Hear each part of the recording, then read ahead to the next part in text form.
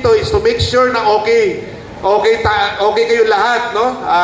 So narinig ko, wala namang problema, may konting kwan lang sa tubig, no? Pero part ng ating experience yan. Ang importante lang ay makapahinga kayo ngayong gabi at in the next few nights, kasi syempre ang reason na nandito tayo is to compete, no? So, okay naman, saan si RD? Okay naman pagkain nyo? Ha? Nakikita ko ng mga kaldero. At ang mga impressed ako sa pagpasok namin. Troopers. Ang sexy lahat. Ha? Si Ma'am Edeline, matindi ang curves.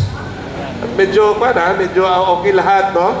So, thank you ulit sa hospitality ninyo ngayong gabi. Kahit busy kami, ngayon lang kami dumating, but we made a point na talagang kahit puyat, makadaan kami dito, no?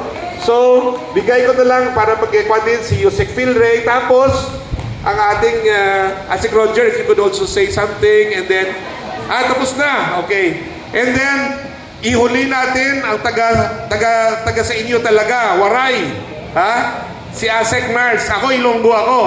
So, but again, thank you for the hospitality, and then of course, we hope that mamaya we could have informal time, no, just to talk with some of you, sa mga estudyante. So yun, thank you, Yusek Philray. Hello. Magandang gabi po sa inyong lahat.